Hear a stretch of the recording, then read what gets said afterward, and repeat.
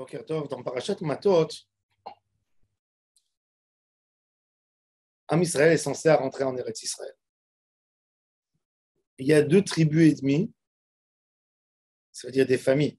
La demi, c'est une famille, les familles de Ménaché. Ménaché a été partagée en 2. Une partie de la tribu de Ménaché a décidé de ne pas rentrer en Israël, avec la tribu de Réhouven et de Gad. Ils n'ont jamais vu Israël. Et ils ont décidé que Israël n'est pas adapté pour eux. Mon cher Rabbeinu a été très en colère. Il leur a dit, ils vont continuer à la fois des explorateurs. Les explorateurs, vous avez vu ce qui s'est passé? Ça s'est passé la 2e année. On est resté au désert jusqu'aujourd'hui. Qu'est-ce que vous êtes en train d'amener? Quel malheur maintenant vous êtes en train d'amener sur l'Assemblée, sur le Ham Israël, si on va rester dans le désert? Et ils ont dit, pas du tout. On n'a rien qu'envie d'avoir des choses ici en Eretz, de garder pour nos troupeaux. On ne retournera pas chez nous à la maison tant qu'on n'a pas fait la guerre pour participer avec nous. Mais ils n'ont pas répondu à Moshe Rabbeinu. Pourquoi ils ne veulent pas rentrer en Israël? Pourquoi ils ne veulent pas se contenter de partager la terre comme tout le monde? Et la Torah elle nous dit qu'il y a quelque chose que tout le moussard du monde, il n'aide pas. La Torah, l'avant-propos de cette histoire de la tribu de Gad et de Ménaché et de Réhouven, il nous dit comme ça la Torah. Umikne Rav aya libne Réhouven velivne Gad atzum meot. Il dit Rabbi Nachman de Breslev, toutes les ta'avot du monde, tu peux avoir un discours avec quelqu'un. Il y a une ta'ava où tu ne peux pas avoir un discours avec lui. La ta'ava de l'argent. Le mammon, il voit tout autrement. Et là, on voit quelque chose. Qu'est-ce qu'il dit, mon cher Rabbeinu, au Ham Israël, au Bnei Gad, à Bnei Réhouven, à la moitié de la tribu de Ménaché? Il leur dit, mais vous êtes fous. Vous reniez la terre d'Israël? Vous reniez la terre d'Israël?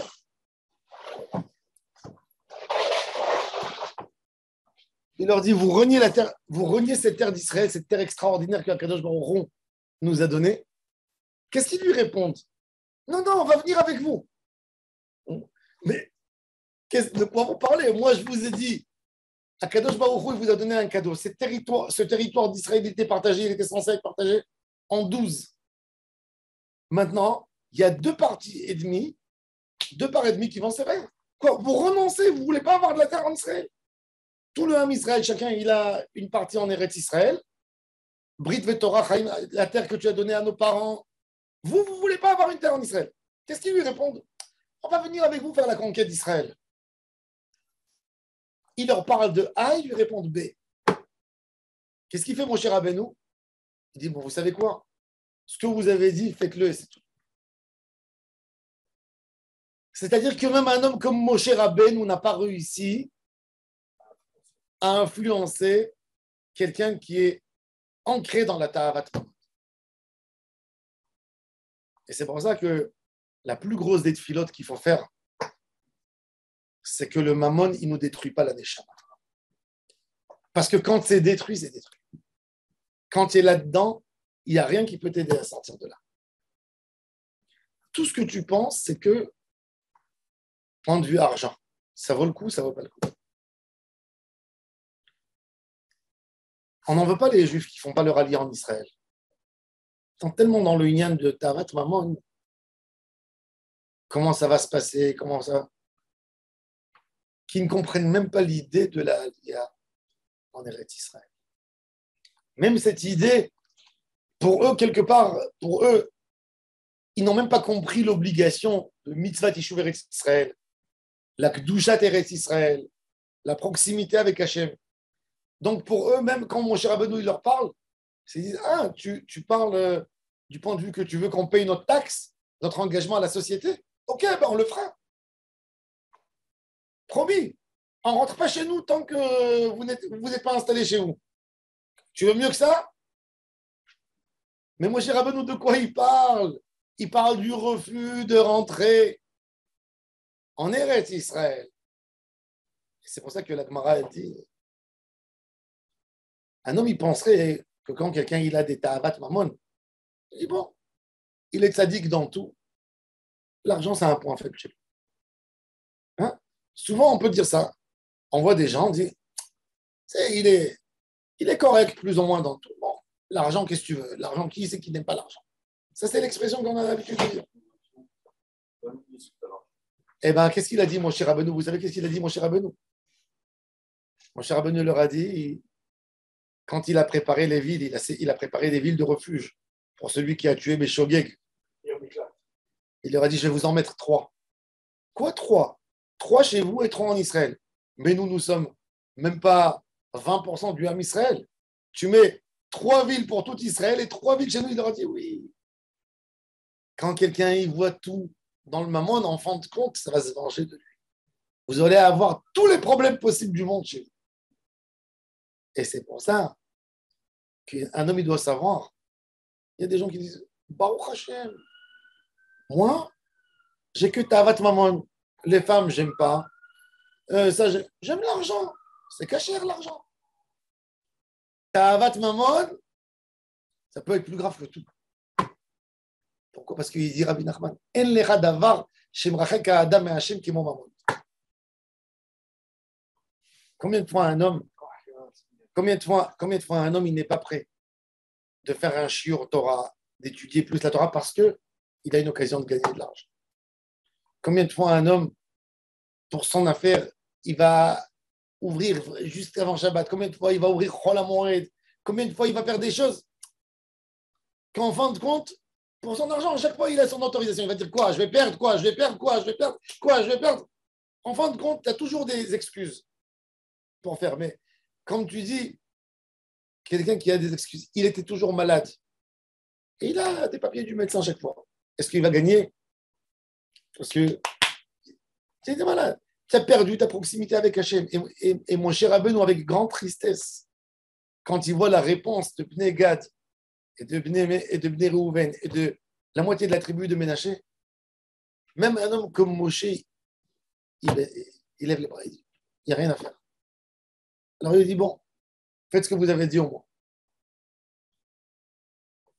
On voit un peu après, l'entrée en Eretz Israël, il y a Pinchas qui va et qui trouve qu'ils ont fait presque de la Avodah Zara. Ça veut dire l'éloignement d'Akadosh Baruch Hu n'a pas pris trop de temps. Et ça, l'homme doit mettre toujours avant chaque chose dans la vie. On a des opportunités qui viennent chez nous. On nous propose tout d'un coup, viens travailler dans tel endroit, viens habiter dans tel endroit, tu vas gagner plus d'argent. On va travailler dans telle société, tu vas augmenter ton salaire. La première chose toujours à vérifier, c'est que notre spiritualité ne soit pas détruite.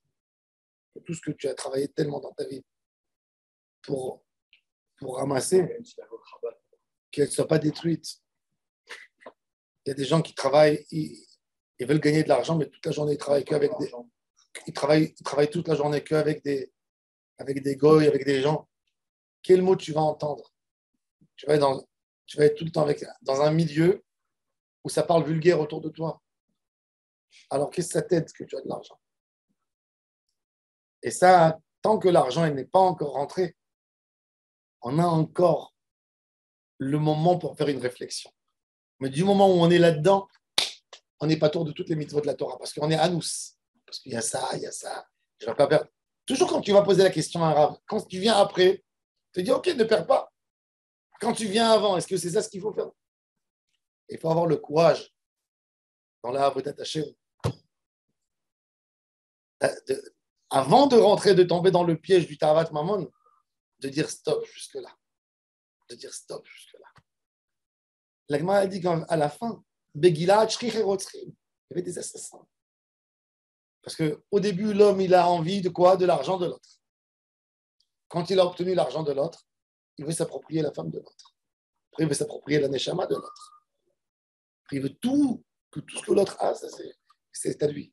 L'homme, il se fatigue après, c'est un jeu. C'est récupérer tout. Et chas v'shalom, là, on peut tomber dans les pires de toutes les avérantes. Et c'est ce qu'on voit. On voit que ça a commencé avec des excuses très simples.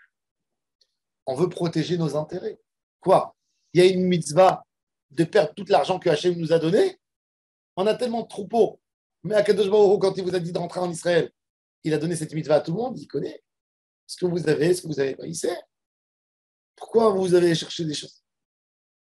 Ça, c'est la force de Ta'avat Mamon. Ça, c'est la force de Ta'avat, qu'elle rentre tout dans une sorte de truc de a posteriori. Bon, je n'ai pas voulu faire ça, mais je suis dans cette situation. Non, tu n'es pas dans cette situation. Tu dois te renforcer, faire ta avodat Hashem et savoir que Kadosh Baruch Hu, tout ce que tu dois recevoir, tu vas recevoir.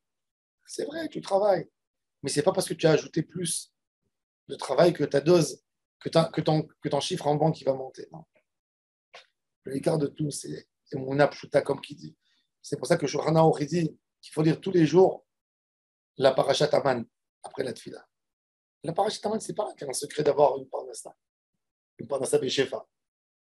C'est pour avoir une parnassa équilibrée. Quand l'homme il a la émouna, il sait, qu'est-ce qu'on a vu dans la manne? Que ceux qui ont pris beaucoup, il s'est dit merci à Kadosh Baruch Hu. Qu'est-ce que tu demandes à Kadosh Baruch Hu? Que j'ai de ce que j'ai besoin. Que tous les jours, quand j'aurai besoin, quand j'aurai une opportunité, j'aurai besoin de faire un voyage, que j'ai de l'argent. Pas se réveiller des besoins en soi. De vivre ta vie. Et quand tu as quelque chose, quand Kadosh Baruch Hu nous donne ce qu'on a besoin. Ça, c'est la émouna équilibrée. Chez Mizaki, on doit d'avoir cette émouna parce qu'on vit dans un monde de fous où c'est que le succès qui compte sur le compte de beaucoup d'autres choses. La famille, des valeurs. Hachem Mizaki, donc la première valeur avant tout, c'est la valeur d'être proche d'Hachem Yitbarach. Baruch Adonai Leolam.